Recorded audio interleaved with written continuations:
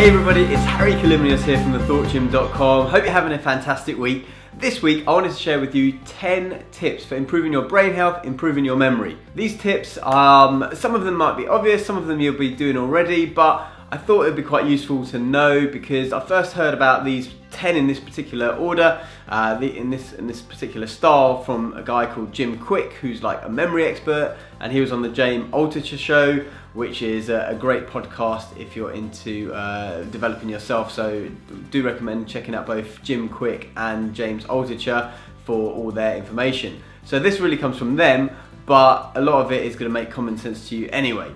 And this is really all about improving your memory and improving your brain health. So the first one, which actually comes from someone else, a brain doctor called Daniel Amen, and I've referred to him before in the past because he wrote the book Change Your Brain, Change Your Life, and various other titles similar to that. And what he calls ants. Ants. And beware of your ants. What are ants? A-N-T's. Automatic negative thoughts. We all have them. I have them as well. But these things, they creep in sometimes, or most of the time, in fact, without us knowing, and they're really not serving in any way. I'm not here to espouse positive thinking. I'm not really a big believer in positive thinking in that sense of just saying you can't have any negative thoughts and just think positive about everything. But it is useful to recognize when you do get negative thoughts and ask yourself whether that's something that is real, whether it's serving you, and to guard yourself against those, because I think so many times they come in and they're unnecessary and they really aren't serving us in any way. It's all well and good having certain negative thoughts, but don't get caught up in listening to them all the time. So have those thoughts, let them go, and yes, put a positive spin on it. See what the opportunity is in that negative thought maybe. So guard yourself against all these automatic negative thoughts, because they will drain you, they will aid you, they will make you more depressed, more miserable. No one wants any of that. At least I hope you don't if you're watching these videos. Number 2 is sleep. I am big on sleep, and in fact watch this space because I'm really excited to share a new course that I've developed which is all around improving your sleep. Lots of my sleep videos get many more hits than any of the other videos, and that tells me something. That tells me that people have trouble sleeping. And when you don't sleep well, it affects all manner of your mood, your health, your vitality, your energy levels, your memory, as we're talking about today, your brain health. I mean, it's just so critical and people aren't getting enough. And a lot of what is needed for sleep is within your control and you can do something about it. So watch out for that course. But number 2 is all about make sure you get enough sleep.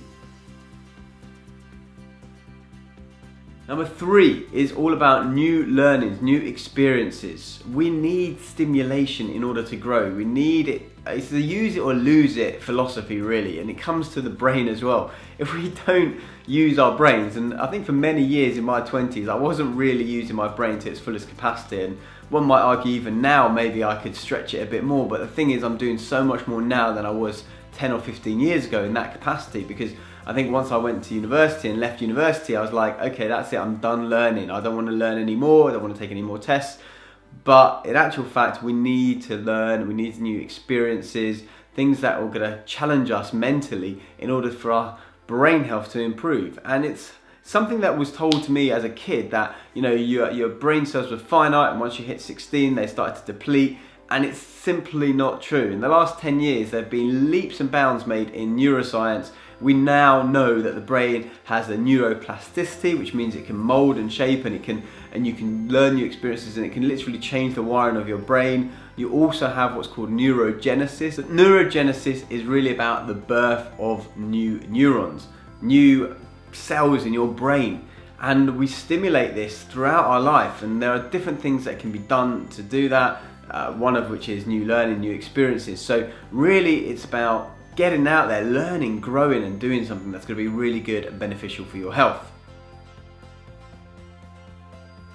Next up we have your food, your nutrition. You've got to dial that in. You've got to be eating good, whole, real foods as much as possible. Eliminate it ideally, but I know that's nigh on impossible for most people, like the processed foods. Anything in a packet, anything with an advert, a TV celebrity, some kind of endorsement like that is probably not going to be great for you.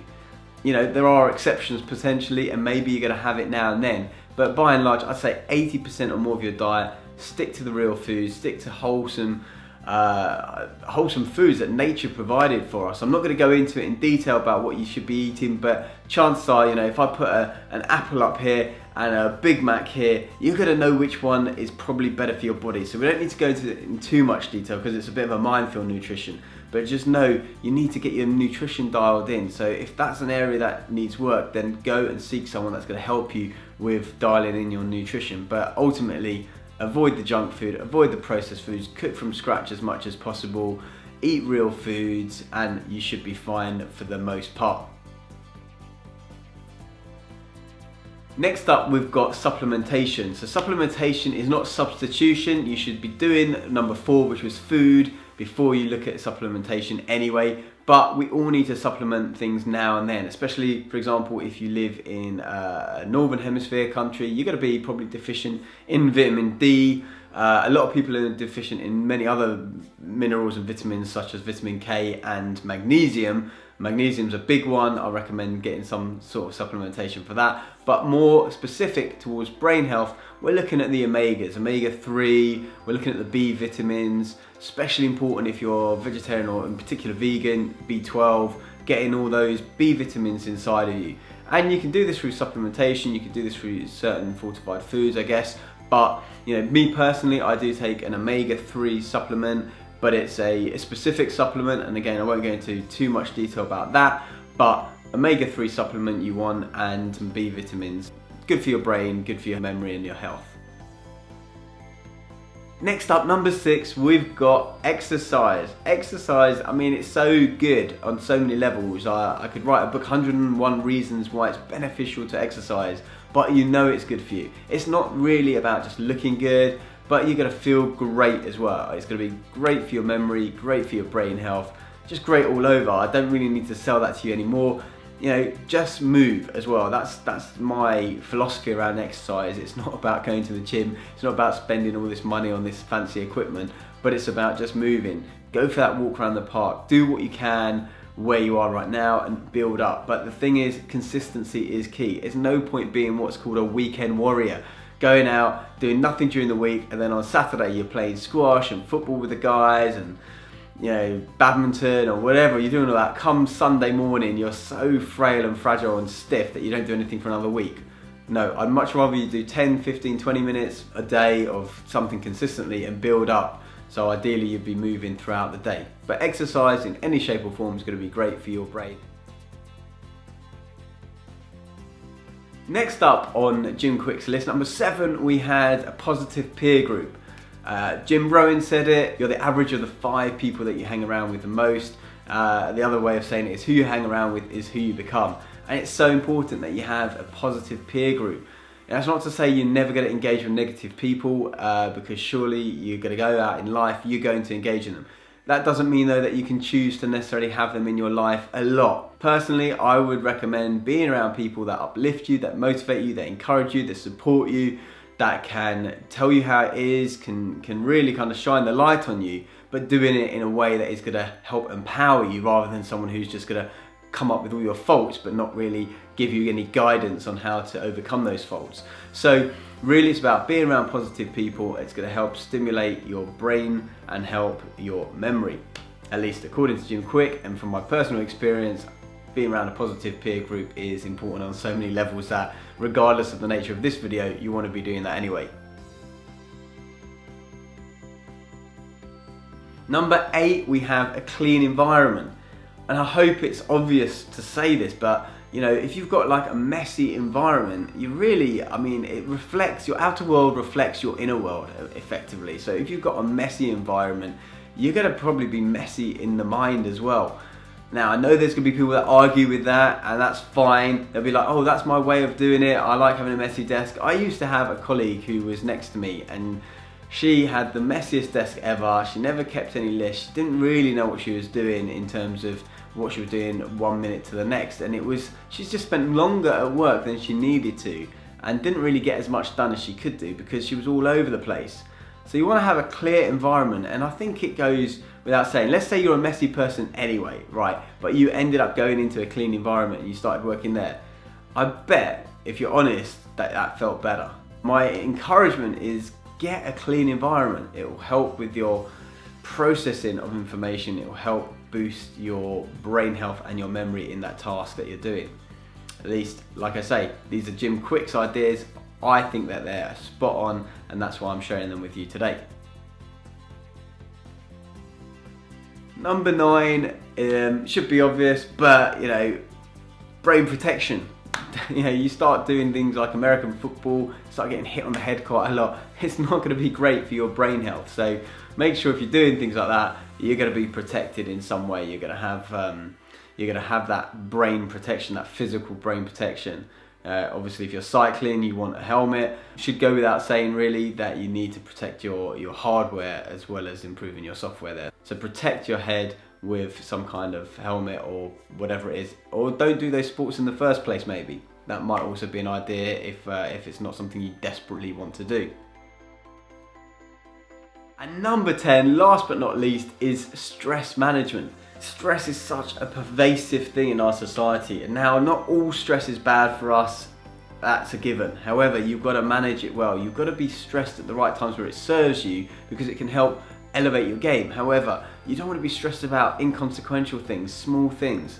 I was with someone yesterday and the smallest things set them off, and I was like, that's a stress on your body that you really don't need. It's not important at all. There was something that a third person had done, and rather than kind of have a conversation with that person and deal with it, they went off into a whole tirade about that person, and I was like, that really is not serving you in any way. You really need to manage your stress levels. It's not good. It literally changes the brain chemistry. It changes your physiology inside your body. When you're stressed like that, all these different chemicals, hormones being released, it's not going to help your brain power, your memory, or anything else. So really find something that's going to help you manage your stress, whether that's on an ongoing basis in terms of things like yoga, tai chi, qigong, meditation, or tactics that you can do in the moment, such as heart math, which is something worth checking out. But whatever it is, and it can be something really simple actually. In fact, it's just taking a breath, taking 10 deep breaths. I know we've heard this so many times before, but really taking these breaths, it stimulates the parasympathetic nervous system. It activates the vagus nerve, which touches all organs of your body and helps stimulate calming hormones in your body and limit all the stress hormones that you get. So just taking some deep breaths when you're about to get stressed, or think about, is this important right now, and will it be important to me in a year's time, in 10 years time? Will this even matter? Because chances are it won't. So that would be like a little stress management hack, if you like. Just think about it. Will this matter in 6 months, a year, 10 years time? Will you care about it? If the answer is no, then do you need to care about it right now? At least you need to care about it in that stressful kind of way. Maybe there's a more rational way of dealing with it. So, quick recap. I hope this has been really entertaining and informative for you. And apologies, it has been a bit longer than usual. I do promise to get these things back down to the 3, 4, 5 minute mark. But number 1, watch your automatic negative thoughts, your ants. Number 2, make sure you get enough sleep. Number 3, new experiences, new learnings. Number 4, food, nutrition. Number 5, supplementation. Number 6, exercise. Number 7, positive peer group. Number 8, make sure you have a clean environment. Number 9, get your brain protected. And number 10, stress management. Hope that's been of service. All of those things will not only improve your memory and your brain health, but your overall well-being. And that's what we're all about. We're improving ourselves in some small way every single day, every single week, and then you're going to see massive improvements over time. That's all for now. Remember to subscribe. I love hearing from you, so also leave a comment and do share this with people that you think it will be useful for. Until next week, I wish you a fantastic week, and I will see you very soon. Take care. Bye-bye.